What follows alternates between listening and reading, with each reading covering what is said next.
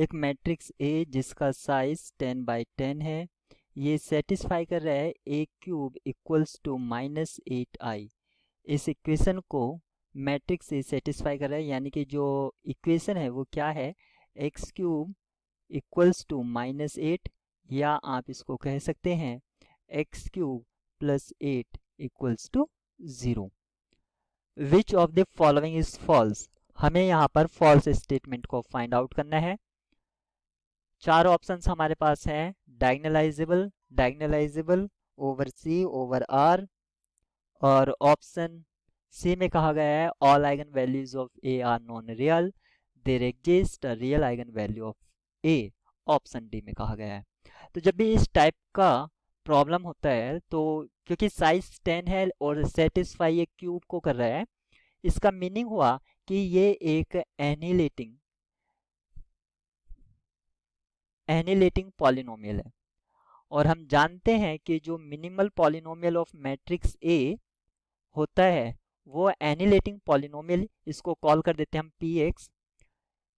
px को divide करेगा किसी भी एनिलेटिंग पॉलिनोमियल को, चाहे वो कैरेक्टरिस्टिक इक्वेशन ही क्यों ना हो, क्योंकि जो कैरेक्टरिस्टिक इक्वेशन होती है बाय कैले-हैमिल्टन थ्योरम से मैट्रिक्स उसको सेटिस्फाई करता है। तो मिनिमल पॉलिनोमियल कैरेक्टरिस्टिक इक्वेशन या किसी भी एनिलेटिंग पॉलिनोमियल को डिवाइड करता है।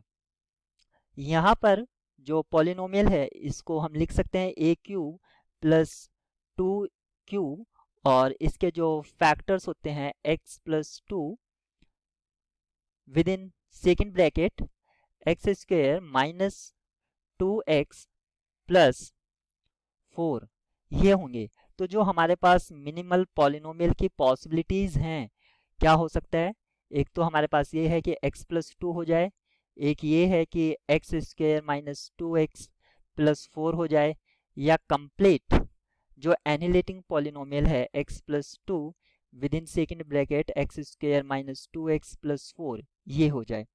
इस केस में मिनिमल पॉलिनोमियल अगर ये है तो -2 आपको एक रियल आइगन वैल्यू मिल रही है।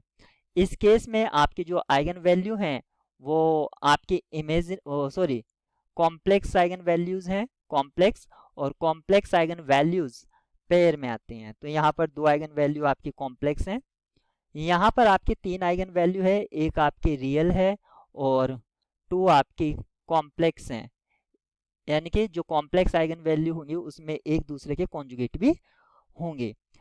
इस केस की बात करते हैं, अगर ये मिनिमल पॉलिनोमियल होता है तो इसमें तीनों आइगन वैल्यू डिस्टिंक्ट हो जाएगी, तो ये डायगोनलाइजेबल होगा ओवर सी, ठीक है, अगर ये होता है तो। यानी कि ऑप्शन भी आप यहाँ पर ट्रू समझ सकते हैं, बट नॉट ऑलवेज, ठीक है। यहाँ पॉसिबिलिटी है इसके ट्रू होने की, अगर ये मिनिमल पॉलिनोमियल बनता है तो। अदर केस में इसके डायगोनलाइजेबल ओवर सी इस केस में भी हो जाएगा और इस केस में भी हो जाएगा। तो ऑप्शन बी तो हमें ट्रू सीम हो रहा है। ऑप्शन ए की बात करते हैं, डायगोनलाइजेबल ओवर आर। तो अगर ये वाला हमारे पास x प्लस 2 मिनिमल पॉलिनोमियल बनता है, सॉरी ये नहीं, अगर ये हमारे पास होता है तो ये डायगोनलाइजेबल ओवर आर नहीं होगा, ये हमारा फॉल्स स्टेटमेंट है। यहाँ पर ऑप्शन सी में कहा all eigen values of A are non real.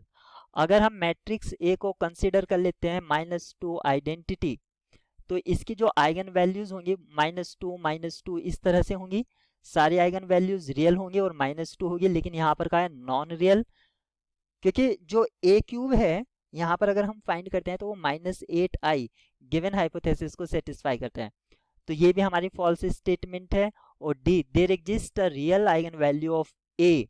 अगर हम इस वाले केस को कंसिडर कर लेते हैं, जो सेकंड है x square minus 2x plus 4, अगर ये हमारा मिनिमल पॉलिनोमियल बन जाता है तो कोई भी आइगन वैल्यू रियल नहीं है। लेकिन यहाँ पर लिखा है there exist real eigen value of A, क्योंकि मिनिमल पॉलिनोमियल की जो आइगन वैल्यूज होंगी वही तो कैरेक्टरिस्टिक या मैट्रिक्स की होंगी, और इस केस में आपकी रियल आइगन वैल्यू एग्जिस्ट नहीं कर रही है, लेकिन यहाँ पर कहा है, तो ये भी हमारी फॉल्स है।